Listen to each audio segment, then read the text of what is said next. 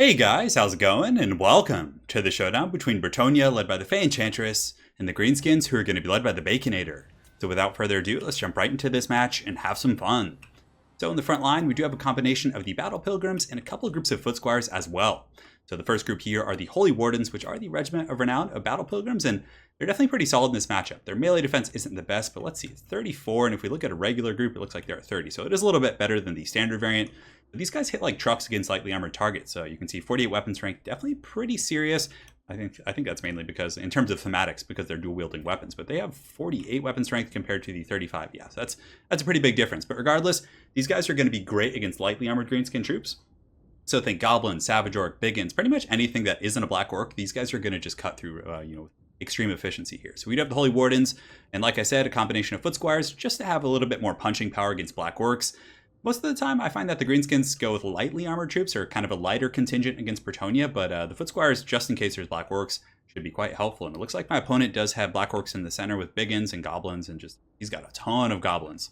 That's going to be pretty wild. But Battle Pilgrims, we got Foot Squires, like I said, in the front line. For our Lord, we do have the Fey Enchantress, who is by far the best, I think, most competitive pick here. Lewin isn't bad. I mean, he can really wreck Greenskin Lords and do a ton of damage to the infantry and cav.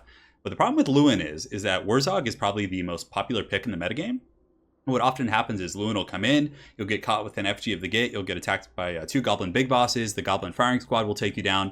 So he can be a little bit risky, whereas the Fey Enchantress has healing, the Chalice of Potions is incredibly powerful, and of course her aura just helps you win those infantry fights that you normally just get stomped out. So you do have the Fey Enchantress, a couple groups of Peasant Archers, we got 3 in total with the Pox Arrows, Poison's very good against the Greenskins, and obviously just, I think Peasant Bowmen are just super solid in this matchup. You can pick off Boar Boys, you can pick off Goblins, Biggins, all kinds of stuff. In the back, we do have 2 groups of Men-at-Arms and Auxiliary because I'm expecting my front line to get taken to Pound Town. We do also have Spearmen back here. Knights of the Lionhearted, so we're going to be trying the ROR of the Knights of the Realm here. And I really don't think that they're bad in the matchup. They do have anti-large, a pretty good charge bonus of 68, and they also do magic damage, which, against Savage Orc type units, can be pertinent. So looking forward to seeing how the Knights of the Lionhearted do, and they also do have Encourage, so they can encourage nearby troops in those very pitched fights. And this is going to be the X factor. We're going to be trying out the Royal Pegasus Knights, which I think that Pegasus Knights and Royal Pegasus Knights are actually some of the worst units in the game, but they can circumstantially be pretty good at like dealing with lightly armored greenskin skirmishers. So if they have like Wolf Riders and Goblin Spider Riders, Depths Creepers, Magi Marauders, these guys hit pretty hard against lightly armored targets, and I'm not actually sure what their bonus versus large is. Let's go ahead and take a look. But yeah, bonus versus large of 12. They're immune to vigor, immune to psychology. So yeah, they bring some mobility and kind of harassment to the table. So yeah, we'll see how they do.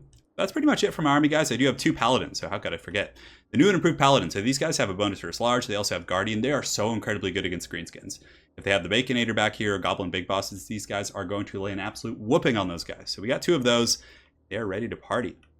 So for my opponent, he has a pretty wide formation, which is going to be a little bit stressful for sure. He does have some goblins over here, so he has Night Goblins with a Goblin Big Boss. It looks like just standard Night Goblins, which do have the expendable trait. Black Orcs in the middle, 2 groups of Orc Boar Boy Biggins, or not Orc Boar Boys, just Orc Biggins. 2 of those. On the flanks, they're going to have the Warlords Boys, and then on the far side, he does have the 8-Peak Loonies. I don't know why it doesn't say their name in the tooltip like it does for our other RORs. On the flanks, he did also put some Nasty Skulkers, which are very good against Bretonnian Cav. If I come in and mess up a charge and he catches me, pretty much spells doom for that unit of Cav. In the back, he does have the Broken Tusk Mob, Restieres, Baconator with the Foot of Gork, there we go, and Fist of Gork, which is the pretty common kit. That's pretty much it, so let's get this battle underway, guys. So right now, I will be advancing, and like I said, I do have the Peasant Archer, so I'm going to be the one dictating the terms here. I'm the one who knocks. So the Peasant Bowmen are going to start shooting at the Orc Biggins, and they do have 50 armor, so they have some mitigation, but again, over the course of a couple volleys, it really adds up, and the poison, of course, is nice in slowing their advance. But, when the Greenskin front line gets there, they're pretty much always going to have their way because of the Wa. So unless I was doing a very, kite style of play, you can't really avoid that. So over here, you can see the fire is coming into these Orc Biggins. Hasn't taken out any models yet. Yeah, it looks like we did get one there. Battle Pilgrims are going to be engaging with the Gobos, and this is going to be an engagement that goes pretty well for me. So the whole front line is underway. Foot Squires are going to be engaging with some Biggins as well. The armor will help here, but unfortunately, not my Holy Wardens, but my Battle Pilgrims have engaged the Black Orcs, which is going to be really bad. Holy Wardens on the far side, though. This is going to be a stomping. You can see that these Biggins are taking a ton of damage. Holy Wardens are pretty healthy for the most part. And on the flanks, my opponent's Night Goblins just came into vision, so I was like, oh god, there's so many of them. So I sent my peasants out. So the peasants, they got their shovels and their pitchforks, and they're just going to basically absorb this Wa of all these Night Goblins, and that's something else you could do in this matchup. Instead of taking the Wa head on with your main army, I was trying to counteract it with Earthblood, you could simply get like 6 peasants and just charge and try and bait your opponent's wine, which could work, and then you pull back with your good troops until it's worn off. So there's a bunch of different, styles of play here. But Knights of the Realm just kind of looking for a home. The Pegasus Knights just scouting for opportune targets. The 2 Paladins are going to be going after the big boss, which is, they're just going to butter his bread so incredibly hard. And a Chalice of Potions is going to be going down right on top of these Black Orcs. So the Foot Squires are doing pretty good, even with the Wa. I was quite, impressed with their performance here. The Enchantress did have to fall back, and here comes the Chalice of Potions. Boom, right into those Black Orcs, doing quite a bit of damage. But my center formation of Battle Pilgrims just faltered. The Broken Tusk Mob, Black Orcs plus Warzog in there, it was just too much pound town.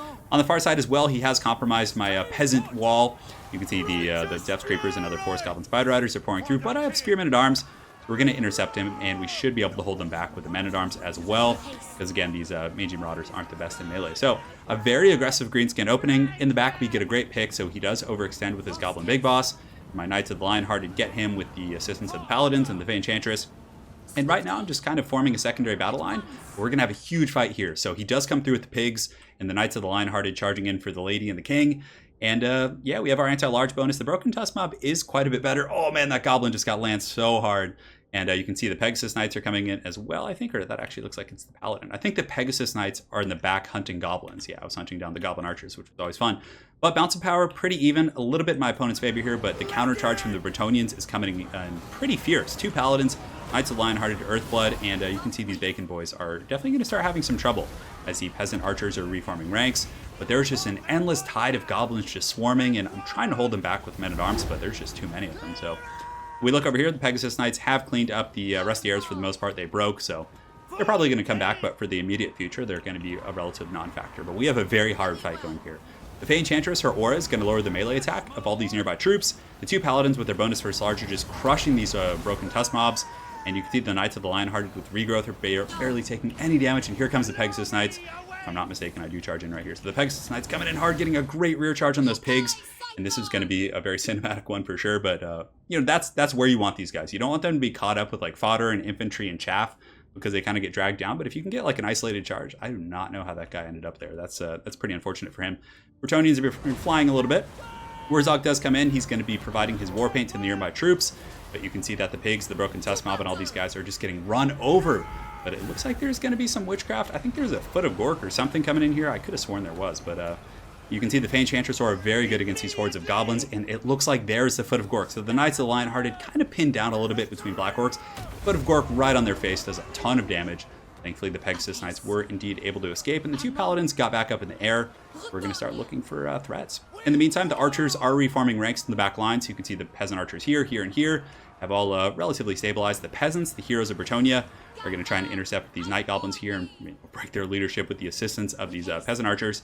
But a very close fight right now. Bounce of Power, for the first time in the battle, has gone in my favor a little bit, but it is certainly far from over. There's tons of Black Orcs, but they are pretty blobbed up here. So Chalice of Potions coming down from the Fey Enchantress. You can see the heavens are going to be raining some hot fire here, right on top of those Black Orcs, which is pretty good. I also charged in my 2 Paladins, trying to take out Warzog. You can see he's at about half health getting there. But, they're very good against him. The bonus first large, the ability to fly, so I can kind of isolate him. Granted, bonus first large isn't going to be pertinent because he is on foot. I just noticed that. So yeah, they're not going to kill him as quickly as they would have otherwise. But the Fey Enchantress, right now, she's just trying to secure the back line. I really wanted to get my archers back because the Greenskin infantry, I figured I might be able to kite them out, but a great charge coming in from the Moon Howlers, and some of these Orc Biggins are able to catch these peasants, which is unfortunate. Fey Enchantress coming in with her Power Unicorn is going to be trying to drain these guys and do her best, but it is looking pretty tough despite the fact that I do have the bounce. But this is what I really like the Pegasus Knights for this game. I don't like to use them terribly aggressively, but I found that if you use them a little bit defensively against Greenskins, so they come in, harassing your back line in an environment where you have the numbers advantage, they do pretty good at like cleaning up units like this that are normally very tough to catch. So the Pegasus Knights with their 105 speed do catch all these Greenskin harass units. That's going to allow all my archers to come back online, which means these Biggins are going to get shot, the Moon Howler's probably going to get taken out. The Enchantress is hot on the hunt there. But in the front, you can see the Greenskins have a pretty big advantage as far as the infantry fight goes. Night Goblins, Black Orcs, the regiments of renown are still in pretty good shape here. Warzog's at about half health, so hopefully I can get him. Thankfully, over here on the forest, you can see that these Foot Squires are going to be chasing the Rusty Airs off the map, pretty much. I mean, they're in good shape, but as soon as they turn and fight, the Foot Squires, even though there's only 35, they'll make pretty quick work of those foul little goblins. So hopefully we can catch them. In the meantime, I do have the substantial mobility advantage. You can see the Paladins, we're just picking off any Greenskin forces we can find. There are some Night Goblins, unfortunately, who, when they rally, are hidden because of their stock, so they might be able to pressure me a little bit, but For the most part, my opponent and I are both going to be reforming ranks right now. You can see that there's going to be a heal going off as well as I finish off some of those big uns. And the forces are lining up, but thankfully I do have all my archers. So the archers are coming back in, and you can see these peasant archers are going to start unleashing hell here in just a moment on the warlords boys and some of these black orcs and other troops who are pretty beat up right now. I mean, even though they have 110 armor, you can see the volume of fire adds up. I mean, that did about 200 damage right there, which is nothing to sneeze at when they only have 2,000 HP. In the back, it looks like he's also cleaning up some of my supporting spears and other units like that. So we're just kind of preparing. I got the peasant horde, and the peasants are doing great. I mean, they got a rocking 12 kills right now, and they're going to buy the Fey Enchantress kind of a time to get in there and use her draining aura, which is going to be incredibly useful. So the final charge of the Greenskins, Bounce Fire is pretty... It's in my favor, but he can certainly come back if he's able to pick off a paladin or something like that. But the two paladins are going to go in after the Baconator, hopefully do some good damage. The peasants are going to lead the charge against the rest of the Greenskin hordes. And the Fey Enchantress, her drain is going to be helping the peasants, but they're obviously, they weren't made for such things. But they're holding, they're not buckling, they're fighting for the lady. And you can see that the Royal Pegasus Knights are swooping. And then we're going to do a rear charge on the goblins. We decided to change targets here because I think I wanted to get on the Baconator over here. And the global wall does go down, so a little bit stressful. My archers are still providing some great overwatch. And here comes the charge, which is probably going to break some of these Greenskin forces because it'll be like a -14 on their leadership, if I'm not mistaken, from the rear charge. So we break those Greenskins pretty efficiently here. Those Black Orcs are still fighting. Looks like this one group actually breaks. So 15, the Night Goblins break as well. So with the two Paladins and the Pegasus Knights, we're kind of pulling in and out using our winged beasts to get in there and do some pretty good work. But we do actually have to retreat and, kind of just buying time while the wall is there. So we're going to, clean up some of the Warlords boys and these other troops in the back line before we fully commit to this grind fest in the front. Unfortunately, one of my Paladins does get caught out by some of the Death's Creepers. The other one does get away, but hopefully he'll be able to escape. If not, that's kind of what my opponent could use to get back in the game here. My archer is still shooting into this blob, which is good, because pretty much everything there is an enemy unit with the exception of my Paladin, who certainly can tank an arrow or two. The other group shooting in, raining some heavy overwatch down to these goblins, and the Death's Creepers don't have shields, nor do the Black Orcs, so you can see they actually get shattered by that archer fire. And from here, we should be able to clean up. It's looking like we secured our back line. The Fey Enchantress and company were able to clean up. These goblins here trying to charge through, I think they are the unbreakable ones. But right now, it's preparing for the Alpha Strike. So the Paladins, the Fey Enchantress, everyone is getting ready. Wurzog is just getting taken to Bacon Town with some of these arrows. He's poisoned, he's waddling, he has like 10 leadership. He's definitely not happy. And the noble Paladins of Bretonnia circling the skies, well, like vultures basically, but that's not terribly honorable. But they're waiting for an opportunity to get Wurzog here, and they do pick him off, and that is going to be all she wrote for the Greenskins. So what a game, incredibly well played. It was a lot of fun, and yeah, the archers did well. The front line was a little bit, I don't know if I would change that, but I mean, against the Greenskin wall, like there's not a whole lot you can do to like really win that. So basically you just need to hold long enough to allow your Cav and your Pegasus Knights and your archers to do most of the heavy lifting, and your Paladins, of course. But yeah, it was a really fun build. I liked it quite a bit. And it worked well against a pretty heavy swarming strategy, which is what I was concerned about considering I had archers. But the Men-at-Arms fought a good fight. The Holy Wardens did pretty well. Paladins did well. I definitely can't complain. And those Pegasus Knights, for once, were actually pretty damn good there. And for my opponent's army, I like Wurzog. I like the width here, Black Orcs, all kinds of spooky stuff.